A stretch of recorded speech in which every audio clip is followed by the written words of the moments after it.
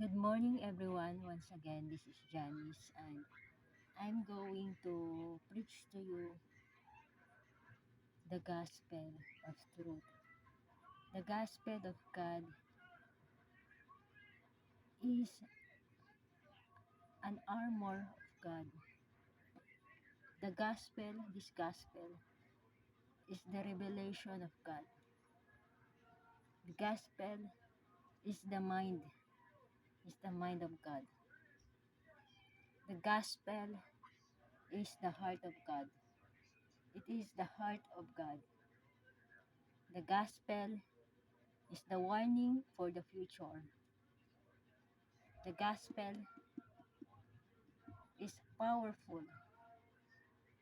The gospel can change life. The gospel is the blood of Jesus Christ. This is the blood that shed at the cross. This is the blood that washed us clean. This is the covenant between Abraham and God. This is the voice of Moses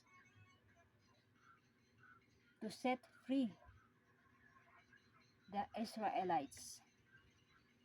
This is the promotion of King David to become a king, from servant to king. This gospel is the voice of Saul, from persecutor to preacher. This gospel is the revelation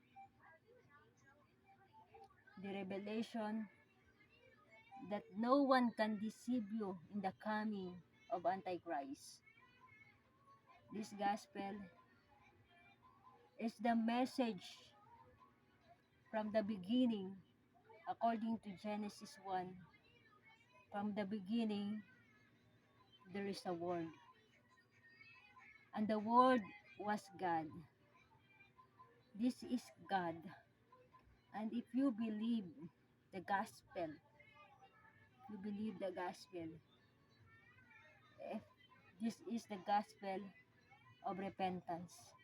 All the message that was written in the gospel was preaching about the love of God, about the promise of God, about the truth about Jesus Christ, about the forgiveness of sin, about the rest, the compassion, about forgiveness. And this gospel is the message of what Zacchaeus go to reach, to reach God, to listen to the voice of God. This gospel heal the 12 years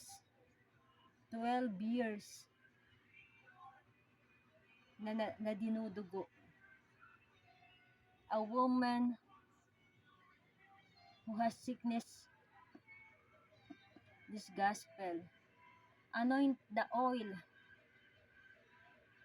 When no one's oil, then the prophet asked them to give an oil. Then suddenly they never lose oil. The gospel is the oil of God that never, never erase to your heart. The gospel is the message, the greatest book above all books. It is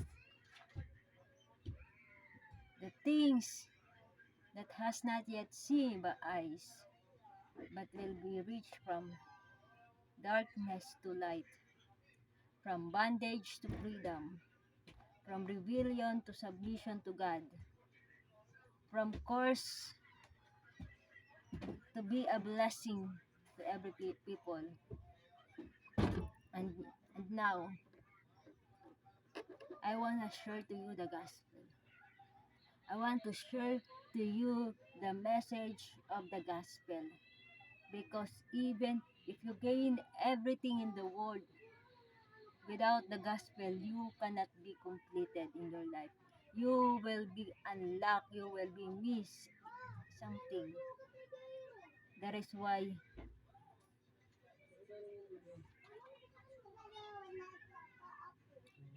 according to Isaiah 19, verse 19, and that they shall be an altar to the Lord, and in the midst of the land of Egypt, and a pillar of border thereof to the Lord. It is the pillar of God, the gospel. The gospel is the altar of God. The gospel is a temple of God to make you a temple. Because what action do inside the temple? What action? They pray, they worship, they praise God, they give glory to God. Everything in in a temple do it with forgiveness, with asking forgiveness to God. It is the task in the temple, and the gospel telling you that you are a temple of God, and you should do every second of the day the action of what doing in the temple, as what King Cyrus says. King Cyrus tell to build a temple of God. Then I am telling you today that the gospel saying that you should build the temple of God in your heart. And that temple will an extraordinary temple that reach the heaven, that reach the presence of God. And you are the presence of God. You are the temple of God and the temple of the Holy Spirit. And I want to pray for you. Lord, thank you for the people that listening. Thank you, Lord, for giving them the power, the ability to reach the gospel, to give an important to this message, to give the covenant, commitment, and the importance of the gospel in their life. I pray, Lord God, to reach their life, to reach their mind, to change their life, and to make them a better person that you want them to be. Thank you, Holy Spirit. We give you all the glory, praises, honor, and the worship. With this, we commit to you our life, God. Thank you. In Jesus' name I pray. Amen.